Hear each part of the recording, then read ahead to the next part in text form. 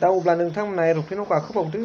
एनजिनि थाखाय भट बिहैबावदो ओंखारबावदो आरो गुबुनफ्रा बेबायदि जेबो दाय खालामनो हाया दिनै पलिटिकेल मोनसे इन्टारफियार बा दिनै दिसपुरनि मोनसे इन्टारफियार चिफ मिनिस्टारनि मोनसे इन्टारफेरेन्स बेखौ जोङो लुबैदोंमोन नाथाय जों लुबैनायनि उल्टायै दिनै चिफ मिनिस्टारा बे घटनाखौ लानानै नीरब सिरि जानानै दङ आसामनि मन्त्रि मनलाफ्रा नीरब सिरि जानानै दङ जायनि जाउनाव पुनर दिनै मा होनदों उदालगुरियाव सासे गरखा हिन्जावसाखौ आरोबाव माने जिराहारि खालामनाय जाथायखौ जोङो नुदों दा बेखायनो दिनै जोङो आसामाव ट्राइबेलफोरा दिनै आसामाव माने इन्डिजिनियास माने मानसिफोरा दिनै सुरक्षित गैयै निरापत्ता गैयै बेबायदि मोनसे थासारियाव जोङो दिनै भुगिनांबाय नामा जोङो दिनै मोनदों जोंनि थाखाय जास्टिसनि थाखाय आसामनि चिफ मिनिस्टारा बुंनो थाखाय मानो सम गैया भिजिट खालामनो थाखाय मोनसे सम गैया जोंनि प्रश्न अन्यथा जोङो दुलाराय फरायसा आफादा बेनिफ्राय गोख्रोंसिन जोङो आन्दलन खालामनो थाखाय जोङो थागथियारि गोजोन्थों दासो बुजिदों मानगोनां खनिन्द्र सार जोङो पाब्लिकफ्रा रायजो राजाफ्रा सिगांनो बुजिखादों आसामनि मन्त्रि मनला हेमन्तनि सालफोरखौ बुद्धिफोरखौ दिनैसो बुजिसफैदों दा नोंथांमोना नुनानैबो नुयै बादि दैदेनगिरियानो मिथिनानैबो मिथियै बादि खामानि मावोब्ला अब्लालाय रायजो राजाफ्रा मा होनबावनो मिथिनानैबो सिरि थागोन जाय खोथाखौ नोंथां खनिन्द्र सारा बुंदों बेखौ रायजो राजाफ्रा बहुद बोसोर सिगाङावनो मिथिखादों हेमन्तनि साल ट्राइबेलनि सायाव माबादि नोजोर बिथांमोननि मन्त्रि मनलाफोरनि दिनै नुजाबाय नोंथांमोना मिथिनो मोनबाय बे हिरण्मय खाख्लारिनि थाखाय जास्टिस आरो बै जिनाहारि जाथायनि थाखाय जास्टिस बिनानै दा थांबावदो एर'प्लेन लानानै एनजिनि थाखाय भट बिनो रायजोफोरनाव बिहैबावदो मोजांथार एलायन्सआव जायफोर दङ इउपिफोरनि दैदेनगिरि बिथांमोनाथ' जेबो खुगाखौनो सिखाया जोंना नायल' जाल' सल अनलि वान केबिनेट मिनिस्टार दङ इउजि ब्रह्म सार बिथांनि फैसायालाय मा गैया बेबो सिरि खोथाबो बुङा कमिटमेन्ट आरो सेन्टिमेन्टजों फैनाय कनक्रिट आरो भाइब्रेन्ट मोननैबो रिभलिउसनजों फैनाय दैदेनगिरि बिथां इउजि सारा दिनै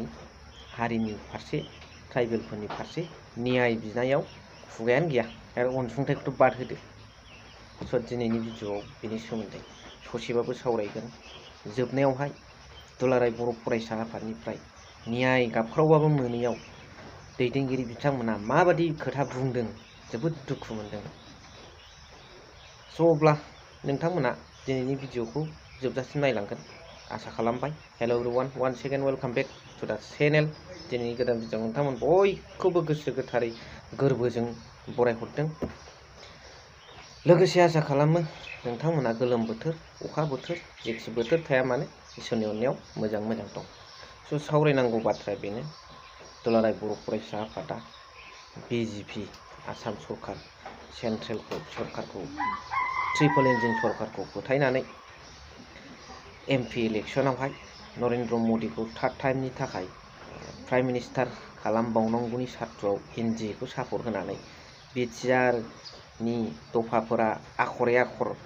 मावफुंजानांगौनि सार्थआव दुलाराय बर' फरायसा आफादा राजनितिकनि एरेनायाव बेटल फिल्डआव राजनितिकर युद्ध भूमित ওলাই এনডিএর হই পেলায় আমার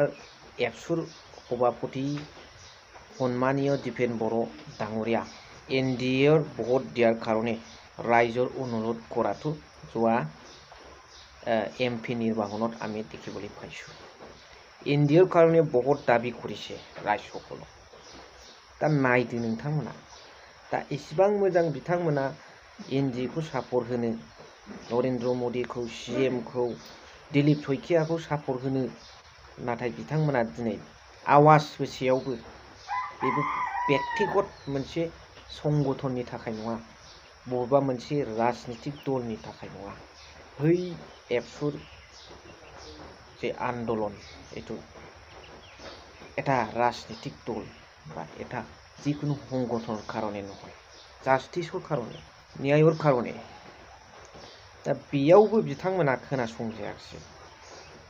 आरो बिथांमोना दुखु मोननाय फोरमायदों बुजिदों जानांगौ दा दिनैसो बिथांमोना बुजिदों दिनैसो बिथांमोना दुखु मोननाय फोरमायदों नाथाय रायजो राजाफ्रा बै समावनो बुजिखादों बेसेबांबा बोसोर सिगाङावनो हेमन्त बिश्व शर्मानि बिथांमोननि मन्त्रि मनलाया क'क्राझाराव साननैजों सानथामजों सासे नङा सासे नुजाफैबाय थानायनि उद्देश्य आन्दोआव मा दं, मा समाव नुजाफैबाय थायो बिथांमोना, दा मानो नुजायाखै, न्यायनि सायाव मानो आवाज होआ, 5 लाख फैसा मानो होआखै, सोरबा 10,000बाबो सोरबा 5,000बाबो मानो होफैयाखै, जोंनि EMGM ओनसोलनिफ्राबो बिटिआरनिफ्रायबाबो CMफ्रा 2,000बाबो बिनि सायाव मानो न्यायखौ राजनितिक पइन्ट अफ भिउनिफ्राय बे खोथाया मानो तदन्त्र खालामजायाखै। दा बेखौ बिथांमोना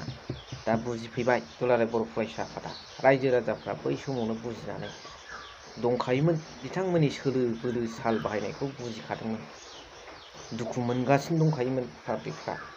दा अब्ला नोंथांमोना एर'प्लेनाव गाखोबावदो, NDAनि थाखाय भट बिहैबावदो, ओंखारबावदो, बाथ्राया बे। दा बेफोर गासिबो खोथाखौ सालिजारि खालामलायनायनि गेजेरजों नोंथांमोन दुलाराय बर' फरायसा आफादा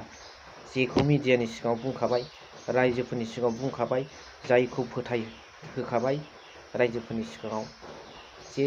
बिथांनि न्यायआ मोनागौमानि आरो बै जायफोरनाखि कालप्रिट, बे कालप्रिट दुथांफोरखौ टिल डेथ होनदों, टिल फासि होआगौमानि नोंथांमोननि आन्दलना जोबनाय नङा। बे खेथ्रआवबा हले रायजो राजा बयबो जेखे राजनितिक दल जाया मानो, रायजो राजा आइ आफा, सोरबा ससियेल मिडियानि गेजेरजोंनो जा, सोरबा माबा मोनसे सहायजोंनो जा, सोरबा ओंखारफानायानो जा,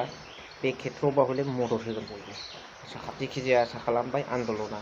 जाफुंगोन होननानै। स' नोंथांमोना मा सानो कमेन्ट्सनि गेजेरजों फोरमायहरबानो जाबाय। स' थेंक इउ भेरि माच फर वाचिं। लाभ इउ।